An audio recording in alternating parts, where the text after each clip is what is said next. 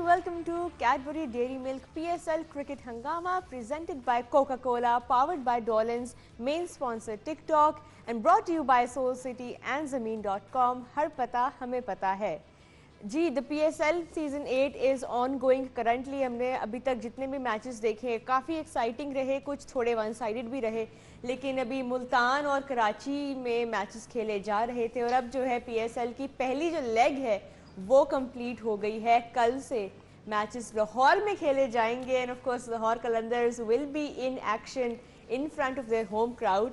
और अभी तक हमने टीम्स जो हैं सारी देखी हैं, उनके सारी स्ट्रेंथ्स और वीकनेसेस हमारे सामने आई हैं। कुछ टीम्स जो हैं वो स्ट्रॉन्ग अभी लग रही हैं top of the points table, कुछ जो हैं वो अभी थोड़ा सा स्ट्रगल कर रही हैं अपने कॉम्बिनेशंस के साथ, थोड़े प्लेयर्स इंजर हो रहे हैं। तो बहुत कुछ हो रहा है PSL में इस बार। It's as exciting as ever. और अभी मज़ीद हम बात करेंगे अभी तक जितने भी मैचेस हुए हैं और जो प्लेयर्स हमारे सामने आए हैं, क्योंकि आज के एपिसोड में कोई मैच स्पेसिफिक नहीं है डिस्कस करने के लिए, लेकिन फिर भी there is still lots more that we have for you today on the show. मेरे साथ हैं स्टूडियो में former Pakistan captain the run machine Mohammad Yousuf. अस्सलाम वालेकुम सर। और जी ऑनलाइन हमें ज्वाइन कर रहे हैं the speedster the unreadable Mohammad Asif. अस्सलाम वालेकुम आसिफ। जी वालेकुम सलाम। Gentleman thank you so much for joining me. आज का शो जो है वो हम कोई मैं सोच रही थी कि हम बात करें अभी तक जितनी परफॉर्मेंसेस PSL के सीज़न में हमारे सामने आई हैं, बैट्समैन भी we have seen runs and runs being scored, specially Multan में मुल्तान सुल्तान्स ने जो काफ़ी डोमिनेट किया हुआ है। और बॉलिंग के ऊपर पहले हम ज़रा बात करते हैं बॉलर्स पे, क्योंकि आई थिंक आसिफ आप काफ़ी कीनली फॉलो कर रहे हैं PSL और आप सारे बॉलर्स को बहुत एनालाइज कर रहे होंगे, हर किसी की परफॉर्मेंस। अभी तक अगर हम देखें जो टॉप के नाम हमारे सामने आए हैं बॉलिंग में, Ehsanullah is one of them, फिर ऑफ कोर्स अब्बास अफरीदी ने भी काफ़ी अच्छे स्पेल्स कराए हैं, उसामा मीर है, मोहम्मद हसनैन है। आप अपने मुझे टॉप बताएं बॉलर्स आपकी नज़र में जो इस बार सबसे डिस्ट्रक्टिव अभी तक जा रहे हैं। रोहा, आप अभी दो फास्ट बॉलर को भूल गई है। मेरा ख्याल लाहौर कलंदर्स के जो तो मेन फास्ट बॉलर हैं जी जी केनशा अफरीदी और हारिस रऊफ, वो भी वो तो अभी no doubt for some time वो एक्सपेंसिव होते हैं, सम टाइम बड़ी अच्छी बॉलिंग करते हैं। और जो दूसरा फेज आ रहा है लाहौर में, वो एक एक्साइटिंग मूवमेंट है लाहौर के लिए, लाहौर कलंदर के लिए। वो अपनी होम ग्राउंड पे खेलेंगे और लाहौर कलंदर ने काफ़ी कंट्रीब्यूट किया है पाकिस्तान क्रिकेट के लिए कि जिस तरह से उन्होंने एकेडमी रन कर रहे हैं, जिस तरह से वो ऑल ओवर पूरे पाकिस्तान में जाके टैलेंट हंट की स्कीम उन्होंने स्टार्ट की हुई है, तो which is a good thing के वो हमारे लिए पाकिस्तान के लिए PCB के लिए कंट्रीब्यूट कर रहे हैं पिछले 4-5 सीजन से। तो वो उन्होंने नए प्लेयर भी दिए हैं और PSL को भी प्लेयर दे रहे हैं वो, तो which is a good thing कि वो कंट्रीब्यूट बड़ा अच्छा पार्टिसिपेट कर रहे हैं पाकिस्तान क्रिकेट के लिए। ये दो नाम तो बिल्कुल हमारे जहन में आते हैं। फिर उनकी तरफ से इस बार जमान खान पिछले साल भी काफ़ी अच्छा रहा, वो लाहौर कलंदर्स की ये बात तो उनको we have to give credit to the franchise for this. किस चीज़ की? बॉलर्स जिस तरह वो PDP के थ्रू अपने प्लेयर्स को करते हैं, स्पेशली बॉलर्स में हमारे सामने काफ़ी नाम लाए हैं। अरे इसमें कोई शक नहीं, वो काफ़ी टैलेंट हंट भी करते हैं, कैंप भी लगाते हैं, उनकी अब अकेडमी भी शुरू हो गई है। लेकिन एक प्रॉपर वे है पाकिस्तान टीम में आने का, वो फर्स्ट क्लास क्रिकेट का है। उससे सारी दुनिया में प्लेयर निकलते हैं। पाकिस्तान में बड़े बड़े प्लेयर निकले हैं, जो आसिफ है, मैं भी हूँ, हम सब फर्स्ट क्लास से आए हैं। क्योंकि फर्स्ट क्लास क्रिकेट एक ऐसी क्रिकेट है कि जो स्ट्रॉन्ग होती है, टफ़ होती है। जब उससे कोई प्लेयर निकल के आता है वो एक डिफरेंस क्रिएट करता है, वो नज़र आता है। नो डाउट कि हारिस रऊफ ने जिस तरह की परफॉर्मेंस दी है वाइट बॉल में, अनकटेबल है। लास्ट कपल ऑफ ईयर्स उसने जैसे परफॉर्मेंस दी है। बॉलर्स फिर भी निकल आते हैं, क्योंकि बॉलर्स पाकिस्तान में कोई कमी नहीं है। आप ईंट कूटो तो बॉलर निकल आता है। मेरा ख्याल है कि वसीम भाई को भी ऐसे किसी ने देखा था, उन्होंने कहा जी इनको 3 डे डायरेक्ट ला दिया, उन्होंने 7 विकेटें ले ली। वकार यूनुस को देखा लोगों ने कि बड़ा तेज़ बॉलर है। अभी एहसानुल्लाह जो खेल रहा है, ये जब 1-2 साल पहले एकेडमी में आया था, जितनी इसकी पेस थी उसी पर विकी भाई ने कह दिया था ये खेलेगा, कुछ ना कुछ करेगा। तो फास्ट बॉलर आना कोई बड़ी बात नहीं है। स्पिनर और बैट्समैन, ये एक सिस्टम चैलेंज है हमारे पास कि ये कहाँ से आएंगे, ये कौन लाएगा, और ये फर्स्ट क्लास से आएगा। ये ऐसे टैलेंट हंट से मेरा नहीं ख्याल कोई आ जाए, वो अलग बात है। टैलेंट बहुत ज़्यादा किसी में, शादाब खेल के आ रहा है कि सिस्टम से आ रहा है, मेरा नहीं ख्याल डायरेक्ट कहीं से बाहर से वो आया नहीं, है। नहीं, मेरा उनमें ख्याल है खेला कि हुआ है। सिस्टम से है, क्योंकि मैंने देखा उसको पीएसएल में ही है, क्योंकि नीचे वाली क्रिकेट टीवी में आती नहीं है, लेकिन मेरा ख्याल है वो अंडर 19 अंडर 16 खेलता हुआ कहीं से आ रहा है। तो उसमें टैलेंट था तो 16 और 19 खेला है, डायरेक्ट उसमें नहीं आया। आपको अमर्जिंग प्लेयर जैसे अभी लिए हुए हैं ऐसे ही लिया होगा, लेकिन अगर आपने अच्छे बैट्समैन और स्पिनर निकालने हैं तो फर्स्ट क्लास क्रिकेट एक बेहतरीन जगह है। और वहीं से मेरी राय है, आगे हर इंसान की अपनी मर्ज़ी है, कि दुनिया में प्लेयर जो निकलते हैं वो फर्स्ट क्लास से निकलते हैं और वो आके परफॉर्म भी करते हैं और लंबा खेलते भी हैं। बिल्कुल, ये अभी हम स्पिनर्स के ऊपर भी जी थोड़ी और बात कर सकते जी रोहा, आपकी मैं बात काट रहा हूँ। तो जी, यूसुफ आसिफ। भाई द फर्स्ट पर्सन जिन्होंने मुझे सरप्राइज दिया था कि मैं टीम में हूँ। अच्छा, यूसुफ भाई ने मुझे बताया था एक या दो दिन पहले इन्होंने मुझे बता दिया कि तुम ऑस्ट्रेलिया जा रहे हो। वाह, ये जरा हमें बताएं इस किस्से के बारे में थोड़ा। ये किस्सा क्या है कि वो क्योंकि फर्स्ट क्लास में जैसा कि यूसुफ भाई डिस्क्राइब कर रहे हैं कि सिस्टम का हिस्सा होना चाहिए, सिस्टम नहीं चेंज होना चाहिए, बंदे चेंज होते रहते हैं। और हमारे यहाँ क्या हो रहा है, पीसीबी में बंदा चेंज होता है, वो सिस्टम चेंज कर देता है। तो सिस्टम वही चलना चाहिए जहां से प्लेयर लॉन्ग टर्म रन करते हैं, लॉन्ग टर्म विकेट लेते हैं, लॉन्ग टर्म फिर वो अपने कैरियर को बढ़ाते हैं। तो सिस्टम चेंज नहीं होते, बंदे चेंज होते रहते हैं, जो कि पूरी दुनिया में आप उसकी बड़ी मिसालें हैं कि सिस्टम वही चलता है। आप वो उसी टॉपिक पे आता हूँ कि मैंने फर्स्ट क्लास सीजन में विकेट ली थी, मुझे कैम्प में बुलाया गया। उस वक्त अनफॉर्चुनेटली वो हैपन हो गया, बॉब वुलबर इस दुनिया में नहीं रहे। तो वो कोच थे हमारे, one of the best coach थे वो, मेरा ख्याल है दुनिया में one of the best coaches में उनका नाम जाना जाता है। तो यूसुफ भाई ने, हम लोग कैंप में आए, जिस तरह के कैंप में मैंने बॉलिंग की, तो हमारा टूर जाना था। उस वक्त मैं यंगस्टर था, नया नया आया हुआ था। तो यूसुफ भाई ने, मुझे याद है कि एकेडमी में ये आ रहे थे वॉक करके, तो मैं इंटर हो रहा था एकेडमी, तो यूसुफ भाई ने बोला था कि आप ऑस्ट्रेलिया जा रहे हैं। कैसा लगा था आपको ये सुन के? और ये यकीन मेरी आ रहा कप्तानी में इसका डेब्यू हुआ है था? जबरदस्त। सिडनी में। हालांकि यूसुफ भाई, हाँ बिल्कुल यूसुफ भाई, हालांकि उस वक्त टूर पे जाने से पहले आप कैप्टन नहीं थे, उस मैच में हाँ, वो आप कैप्टन अनफिट हो गए ना, तो खेले तो मेरी कप्तानी में ना, अल्लाह के बंदे। जी बिल्कुल बिल्कुल कप्तान बिल्कुल, इंजी भाई हाँ, थे, हाँ, लेकिन मुझे- वो पर्थ के टेस्ट के अच्छा, मैच के बाद इंजर्ड हो गए। एक और मोमेंट है कि मैं, पहला मैच था, सरप्राइजली मेरे से कोई विकेट नहीं ली गई, तो गिलक्रिस्ट मेरे सामने खेल रहा था। तो मैंने उसको पहला बॉल किया, उसने मिड ऑफ किया, मिड ऑन के ऊपर से मुझे छक्का मार दिया। यूसुफ भाई ने बोला आप इसको ना यहाँ पे बॉल करो, तो मैंने उसको वहां पे बॉल की, उसने फिर छक्का मार दिया। मैंने कहा यूसुफ भाई अब क्या करूं? यूसुफ भाई ने कहा हुन जो करना तू आप ही करना, हुन मैनू ना पूछ। मसला ये कि गिलक्रिस्ट प्रॉपर प्लेयर था और बहुत डेंजरस था। वो जितनी तेज़ी से वेट शिफ्ट करता था, आगे भी पीछे भी, कट पुल, हर शॉट उसको खेलनी आती थी। उसके सामने और उस टाइम बॉलिंग करना, जब मेरा ख्याल 300-350 लगा हुआ और 7वें नंबर पे गिलक्रिस्ट आ रहा हो, बड़ा टफ हो जाता है किसी भी टीम के लिए, किसी भी बॉलर के लिए, अनलेस कि आपका बहुत अच्छी रिवर्स स्विंग हो रही हो या ऐसा बॉल चल रहा हो तो फिर बच सकते हैं उससे, वरना डेब्यूटेंट था आसिफ। और आपको क्या आसिफ की बात सबसे स्ट्राइकिंग लगी थी उस टाइम पे? अच्छा, आसिफ जो कि देखें फर्स्ट क्लास खेलता हुआ आ रहा था, इसका जो रिस्ट पोजीशन थी, जिस तरह इसका सीम बॉल होता था, अगर आज भी किसी से भी दुनिया में पूछें तो वो ऑब्वियसली इसका सीम में नाम लेते हैं कि जादूगर था एक, और दिखाया भी हुआ है। जिस तरह की इसने बॉलिंग की हुई है वो ढकी चुपी है नहीं। कराची टेस्ट में जो बॉलिंग की है, मेरा कमेंटेटर उनके पास वर्ड ही नहीं थे कि क्या अल्फाज इस्तेमाल करें। ये नहीं कि सामने है तो इसलिए, अब मैं ना भी करूं तो टीवी में नजर आ रहा था किस तरह की बॉलिंग कर रहा है। और अभी भी दुनिया के इतने ऐसे बैट्समैन हैं जिनसे आप पूछे ना कि हाँ, वो आपको आसिफ का कौन सा नाम ले बॉलर है लें। जो आपको लगता था डेंजरस सबसे ज्यादा, तो आसिफ का नाम लिया आसिफ जाता है। ऑब्वियसली इसने जैसे बॉलिंग की हुई है, हालांकि पेस इतनी नहीं 80, लेकिन बड़ी ज़बरदस्त जगह थी जहाँ बॉल करता था, और जिस तरह और इसको करना आता था। एक ये होता है कि हो गया है, एक इसको दोनों तरफ करना आता था। और मेरे साथ फिर एक और टेस्ट सीरीज़ में गया था ऑस्ट्रेलिया 2009-10 में, उस वक्त मैं तो फुल कैप्टन था। तो उसमें सिडनी टेस्ट जो था, उस वक्त इसने गेंद पकड़ा, इसने कहा अब मैं वो आवाज़ नहीं निकाल सकता जिस तरह इसने उसको आवाज़ दी थी।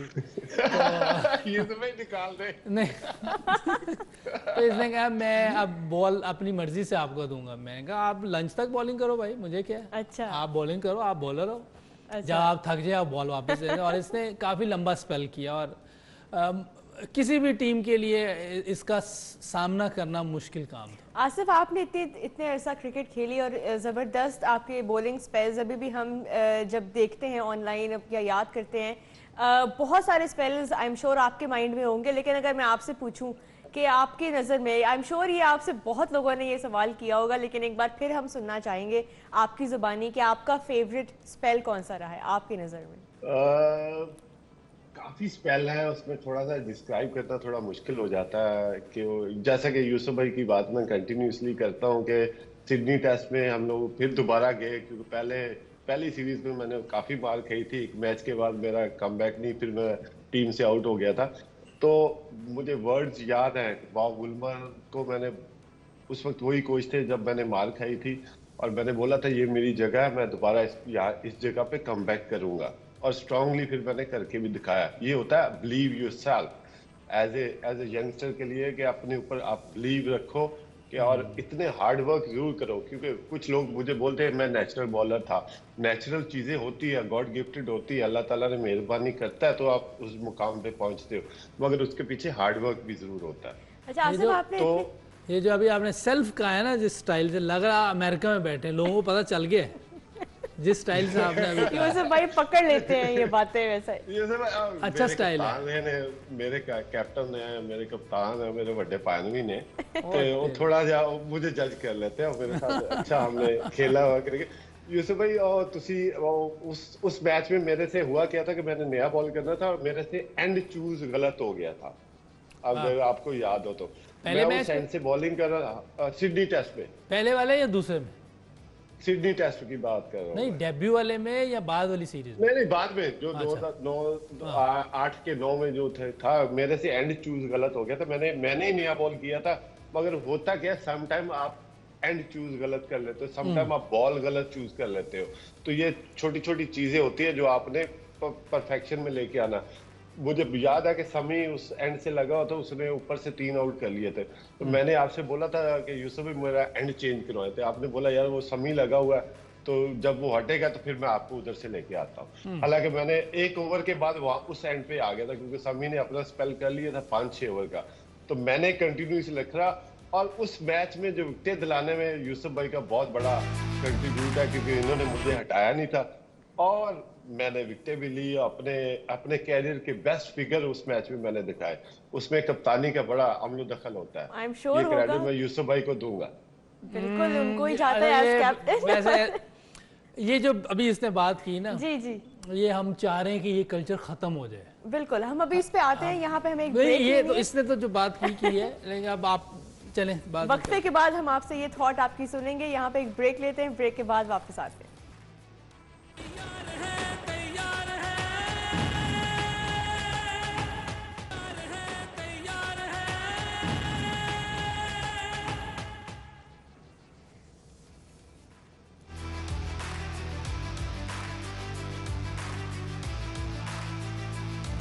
जी welcome back to Cadbury Dairy Milk PSL cricket Hungama presented by Coca Cola, powered by Dawlance, main sponsors TikTok and brought you by Soul City and ज़मीन.com। हर पता हमें पता है। ब्रेक से पहले एक बहुत इंटरेस्टिंग डिस्कशन जारी थी। मोहम्मद आसिफ और मोहम्मद यूसुफ मेरे साथ मौजूद हैं। यूसुफ भाई, आप कुछ ऐड कर रहे थे कल्चर के बारे में, कप्तानी के बारे में। ये थोड़ा सा ना, जब पिछले 2-3 साल से हम क्रिकेट एकेडमी में थे, मैं, सकलैन भाई और एक और हमारे साथी हैं उमर रशीद साहब, बैठ के हम मशवरे करते होते थे कि किस तरह प्लेयर्स को या नीचे लेवल ऊपर कैसे लेके जाना। तो एक चीज़ ये भी आती थी कि ये हमारे टाइम पे था, हमने भी ये किया हुआ है कि कप्तान की वजह से ये हो गया, कोच की वजह से ये हो गया। हालांकि गेम के बारे में बताना चाहिए कि गेम क्या हुई थी, मैंने बॉलिंग कैसे की, मैंने बैटिंग कैसे की, क्या मुझे चीज़ मुश्किल लगी, क्या मैंने अंदर एकदम अपने आप को एडजस्ट किया। इस तरह की क्रिकेट की बातें होनी चाहिए। ये अजीब सा लगता है कि उन्होंने बहुत अच्छा, जैसे आसिफ ने कहा, रिस्पेक्ट अपनी जगह है, हर बड़े छोटे की रिस्पेक्ट होनी चाहिए। लेकिन आसिफ ने कहा कि मेरी वजह नहीं, आपकी अपनी बॉलिंग है, आप मुझे बताते थे कि ये फील्ड चाहिए, मैं वो ले लेता था। आप मुझे कहते थे मैं यहाँ से बॉलिंग करनी है, मैं क्योंकि मेरा प्राइम बॉलर है, 4 बॉलर खेल रहे हैं, वो जहाँ से कहेंगे मेरी कोशिश है कि इनको मैं अकोमोडेट अच्छा करूँ, इनको मैं सपोर्ट करूँ, जो ये चाहते हैं वो ये करें। और उसमें अगर ये बाद में मेरा नाम लेंगे तो ये इतनी अच्छी चीज़ नहीं है। लेकिन ये रिस्पेक्ट है ऑन वो अपनी जगह, मैं पहले कह रहा हूँ कि रिस्पेक्ट है, लेकिन अगर ये चीज़ क्योंकि आप दुनिया में दूसरे जितने बाहर के देखेंगे ना फॉरेनर, वो गेम के बारे में बात करते हैं, क्या उन्होंने किया, क्या गलती हो गई या क्या अच्छा किया, इस तरह की बातें करते हैं। तो मेरा ख्याल है हमारे यहाँ भी ये कल्चर है, रिस्पेक्ट जरूर करनी चाहिए। बिल्कुल कल्चर है यहाँ पे, बिल्कुल ठीक बात की है। हाँ ये हो जाता है, तो बेचारे मैंने किया हुआ है, मैं ये कह रहा हूँ, मैंने ऐसे नहीं कि मैंने नहीं, सारी जिंदगी सीनियर जूनियर में हमें ये बेहतर करना होगा, इस चीज़ को ठीक करना होगा। नहीं बिल्कुल आपने सही बात की है, ये हमारे यहाँ पे कल्चर क्योंकि उसने परफॉर्म किया, आसिफ ने परफॉर्म किया, अगर परफॉर्म नहीं करेगा, अगर ये गलत परफॉर्म कर दे तो वो मेरे पे थोड़ी आना चाहिए। बहुत ये बात है जो आप करना चाह रहे हैं बेसिकली। नहीं ये बात नहीं है, होना यही चाहिए। नहीं बिल्कुल सही बात है, कप्तान का भी एक इम्पैक्ट होता है, लेकिन ज्यादातर जो परफॉर्मेंस होती है वो प्लेयर की अपनी बिल्कुल अपना स्किल होता है, अपना टैलेंट होता है। आप अंदर में ड्रेसिंग रूम में जिस तरह मर्जी की बात कर सकते हैं, जैसे मैं इंजी भाई के कप्तानी में भी खेला हूँ, वसीम भाई के भी, वकार भाई के भी, मोइन भाई के, सब बहुत अच्छे हैं, सब अच्छी बातें बताते हैं, सब कहते हैं। अच्छा आपके फेवरेट कप्तान कौन से रहे जिनके मैं चारों के साथ, आपको एक का नाम नहीं एक का नाम नहीं ले सकते, मुश्किल है, चारों बहुत अच्छे थे। कोई ऐसा कैप्टन देखिए इंडिविजुअल प्लेयर भी बहुत अच्छे थे सारे, और मैं जो मेरा डेब्यू था, जो मेरे पहले कप्तान थे वो राशिद लतीफ़ थे जी, और उन्होंने मुझे कॉन्फिडेंस भी बहुत दिया। तो सारे कप्तान बहुत ज़बरदस्त हैं और सब चाहते हैं कि उनकी टीम जीते, क्योंकि वो जो जीतेंगे तो उनका भी नाम बनेगा, टीम का भी नाम बनेगा। बट आपकी नज़र में आपने सबसे ज़्यादा इम्प्रूव किसकी कैप्टनसी में किया और क्यों? नहीं ये देखिए इम्प्रूव का मैं नहीं कह सकता, लेकिन ये कि परफॉर्मेंस होती है कि आप किसी भी कप्तान के अंडर, और मेरा ख्याल है सब कप्तानों के अंडर मैंने स्कोर किया है। नहीं वो तो हम सबके सामने आपके माशाल्लाह इतने ज़बरदस्त रिकॉर्ड्स हैं। आसिफ मैं यही सवाल आपसे भी पूछना चाहूँगी, आपने सबसे ज़्यादा किस कैप्टन के अंडर जो है वो एंजॉय किया, आपके फेवरेट कैप्टन कौन से रहे? जी क्वेश्चन बड़ा अच्छा है, क्योंकि मैं 3-4 कैप्टन के साथ खेला हूँ, इंजी भाई के साथ, लाला के साथ, यूनुस भाई के साथ और फिर शोएब मलिक के साथ। सबसे बेस्ट क्या बात होती है कि आप इतना परफॉर्म करके, आप इतना चीजें डेवलप करके आते हो, तो इंजी भाई द बेस्ट कैप्टन, क्योंकि वो स्लिप में खड़े रहते थे वो आपको बॉल दे देते थे, आपने बॉल अपना करना, अपनी मर्जी से करना। जो सबसे एज ए पर्सनली, मैं किसी को बुरा या अच्छा नहीं कह रहा, मैं एनालाइज कर रहा हूँ कि लाला मिड ऑफ पे खड़ा हो जाता था, तो एज ए बॉलर अगर मैंने यॉर्कर मारना तो लाला ने सडनली कह देना तू इसको बाउंसर मार दे, तो वो देखिए आपका अटेंशन डाइवर्शन होना शुरू होगी, कि डाइवर्ट होगी है कि बॉलर ने बाउंसर यॉर्कर मारना और लाला कह रहा बाउंसर मार दे। तो वो चीजें बड़ी बॉलर को हिट करती हैं, उसकी अटेंशन डाइवर्ट करती हैं। जैसे यूनुस भाई भी थे, वो भी मिड ऑफ पे नहीं तुमने ये करना, तुमने ये करना।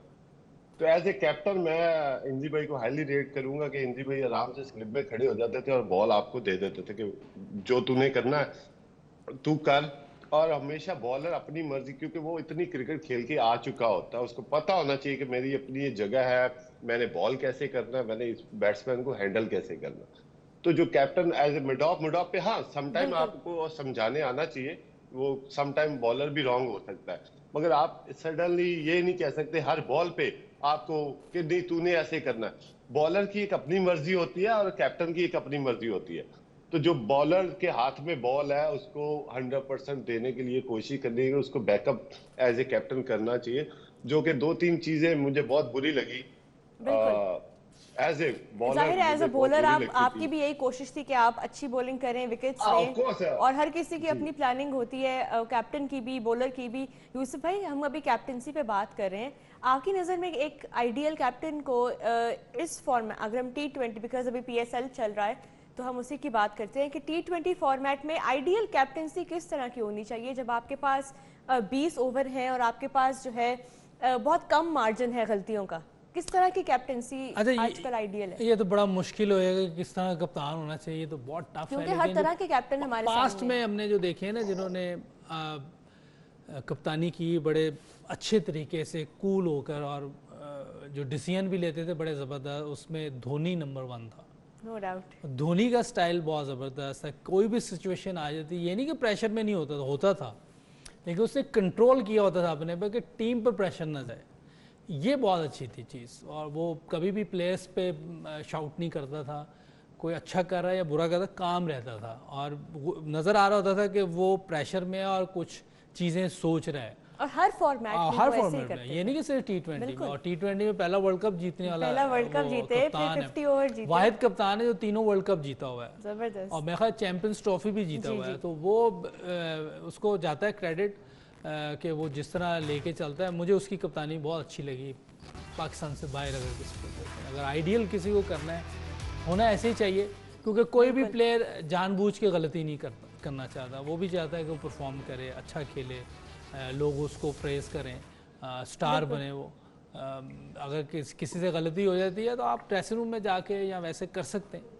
बिल्कुल। आसिफ, आप क्या ऐड करना चाहेंगे? धोनी जो है वो, उनकी बात अभी हम कर रहे थे, बड़े काम कंपोज्ड, और हर फॉर्मेट में ही उन्होंने जो है वो टाइटल जीता हुआ है अपनी टीम के लिए, तो नो डाउट वो तो इस वक्त सबके माइंड में आई थिंक महेंद्र सिंह धोनी आते हैं। जी बिल्कुल हो, नो डाउट उसका रैकेट बोलता है, उसकी चीज़ें बोलती हैं। और अभी हम पीएसएल की बात कर रहे थे कि पीएसएल में कौन काम एंड कूल रहता है। जैसा कि मैंने पहले बोला कि रिजवान इस कूल एंड काम माइंडेड से चल रहा है, उसके हाईएस्ट नंबर्स भी हैं, और उनके बॉलिंग में भी नंबर्स काफ़ी अच्छे फिगर्स चल रहे हैं। इसका क्रेडिट जाता है पूरी टीम मैनेजमेंट को, और पूरा जो सेटअप अच्छा चल रहा है ओवरऑल। आप थ्रू आउट 2-3 सीजन से देखें तो मुल्तान सुल्तान एक अच्छा सेटअप लेके चल रही है। और दूसरा, अभी शिफ्टेड हो गया लाहौर में, तो बड़ी लाहौर को थोड़ा सा एज जरूर होगा, होम ग्राउंड पे खेलेगी। और आपको पता है लाहौर का जो क्राउड है वो हमेशा लाहौर कलंदर को ही सपोर्ट करता रहा है और करता रहेगा। तो ये बड़ा एक्साइटिंग अगला जो मरला होगा वो बड़ा एक्साइटेड होगा, क्योंकि लाहौर कलंदर के फास्ट बॉलर जिस तरह से परफॉर्म करना चाह रहे हैं, और वो उनमें शहनशाह अफरीदी है, हारिस रऊफ है, उनके नंबर्स, और उस पर बड़ा एज मिला है कि आप लेग स्पिनर जो ऐड हुआ है राशिद खान, वो बड़ा लाहौर कलंदर की बॉलिंग लाइनअप काफ़ी मजबूत हो गई है, और आगे हमें बड़े अच्छे मैचेस देखने को मिलेंगे।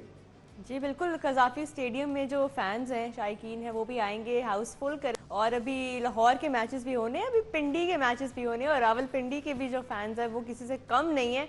जी अभी तक पहली लेग हुई है पीएसएल की, और अब मैचेस कल से लाहौर आ रहे हैं। लाहौर के जो फैंस हैं वो भी स्टेडियम्स भरेंगे, सारे शायकीन आएंगे अपनी टीम को सपोर्ट करने, और उसके बाद ऑफ कोर्स रावलपिंडी में भी मैचेस होंगे। So a lot of cricket yet to come in this season of PSL. यहाँ पे एक ब्रेक लेते हैं, ब्रेक के बाद वापस आके बैटिंग के ऊपर बात करेंगे।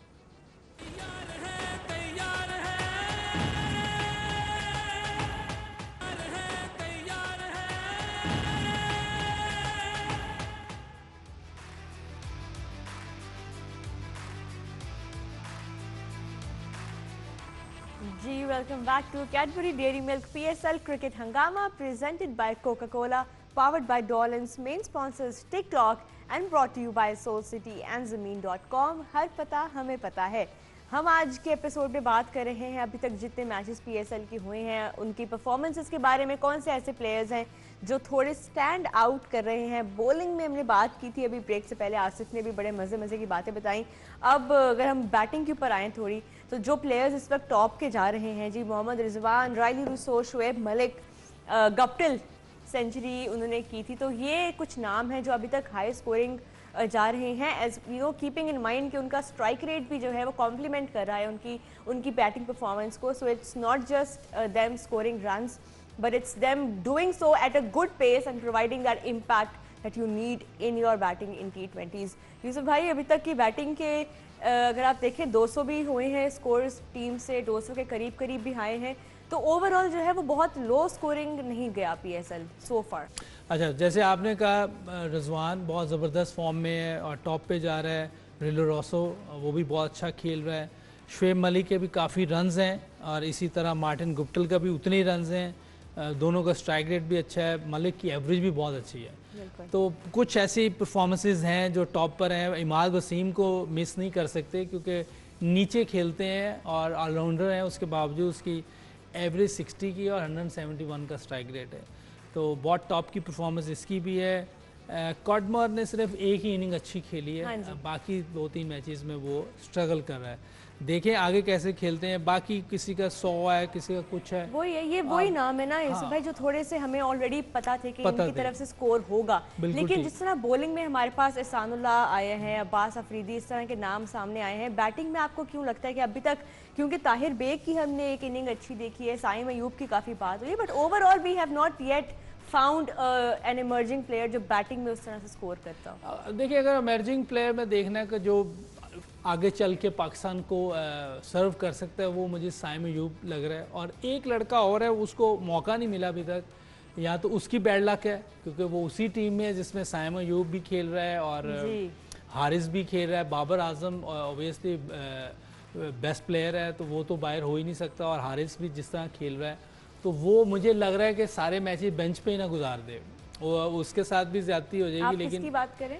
ये हसीबुल्ला है, ये भी इमर्जिंग प्लेयर है, तेज खेलता है, इतना ज़्यादा देखा नहीं, लेकिन ज़्यादातर परफॉर्मेंसेस उसकी अगर देखें तो वनडे कप में वो सेकंड रन स्कोर किया हुआ था उसने, क्योंकि वो आ गया था हमारे साथ टेस्ट टीम में, इसलिए शायद मैच नहीं खेल सका, लेकिन सेकंड नंबर पे था वो, और अंडर 19 में 100 करके आया था 1-2।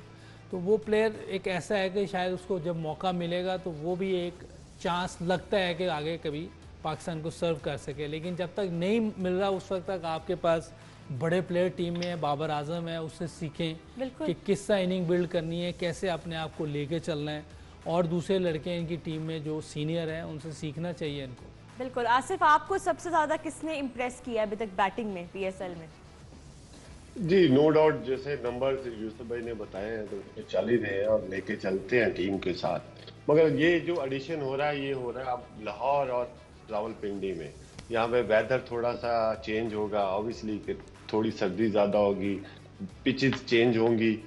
एज ए बॉलर मैं आप बॉलर्स को थोड़ा सा बताऊं कि पिंडी स्टेडियम में बॉल अच्छा स्विंग होता है और वेदर आपका साथ देता है, और थोड़ा सा नमी होती है उसमें, थोड़ा बॉल ज़्यादा स्विंग होता है।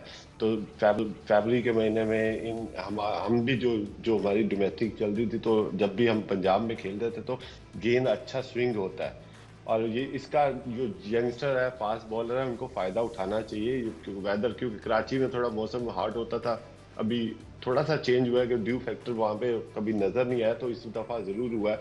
मगर आप पिचेस चेंज होंगी, ग्राउंड चेंज होगी, क्राउड चेंज होगा, तो ये इन चीज़ों का कौन फ़ायदा उठाता है, कौन नहीं उठाएगा, ये थोड़ा सा चैलेंज होगा। और ये चैलेंज आपने एज ए प्लेयर कबूल करना होगा। आपकी होम ग्राउंड पे आप आ गए हैं, पहले आप अवे खेल रहे थे, तो ये चीज़ें थोड़ी सी फैक्टर ज़रूर करेंगी। बिल्कुल, वो ये भी हो सकता है कि जो प्लेयर्स अभी तक परफॉर्म कर रहे हैं, जिस तरह टीम्स का खास तौर पे मुल्तान सुल्तान जितना सेट अभी नज़र आ रहे हैं सो फार मुल्तान में, तो वेन्यू चेंज होने से कुछ आपको लगता है कि चेंजेस आएंगे, उनकी टीम किस तरह से परफॉर्म करेगी? बॉलिंग की खास तौर पे जो बात हो रही थी, देखिए डिपेंड सरफेस पे करता है। अगर सरफेस ऐसे ही खेले जैसे इधर खेल रहे हैं, फिर तो कोई इतनी ख़ास चेंजेस नहीं आएंगी, कि सरफेस पे बहुत डिपेंड करता है।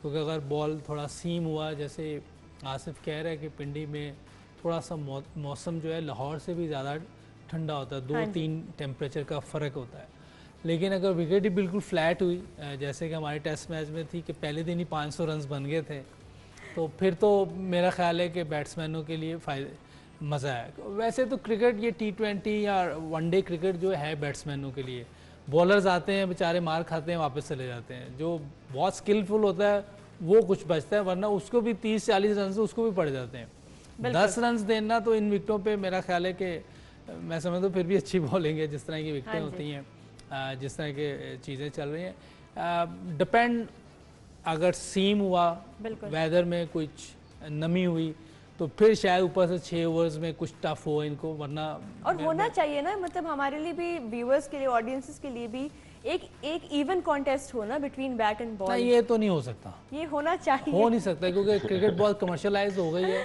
अगर जल्दी टीमें आउट हो गई तो नुकसान बहुत होगा, तो ये हो नहीं सकता।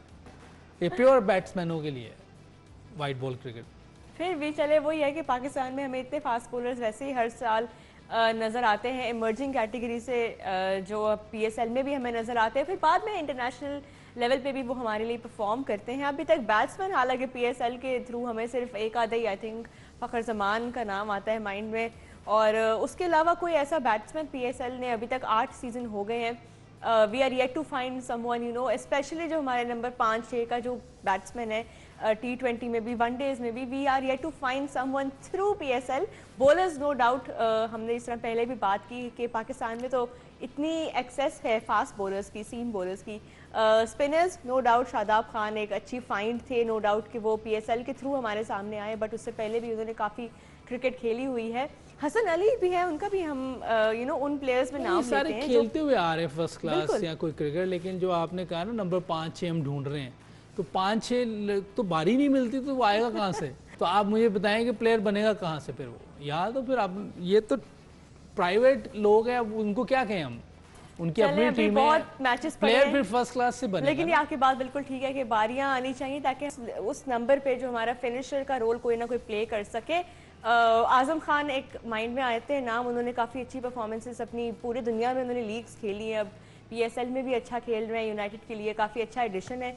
और खैर ये तो आज अभी हमने बात की है पीएसएल की, अभी तक जितने भी मैचेस हुए हैं, we talked about who were the players to watch out for and who were the players worth watching so far in PSL. यहाँ पे हम शो को रैप अप करते हैं, हम आपसे मिलेंगे रात को 11 बजे और थोड़ी और डिस्कशन करेंगे about the season so far and what to expect going forward. Thank you so much for being with us. अल्लाह हाफिज़।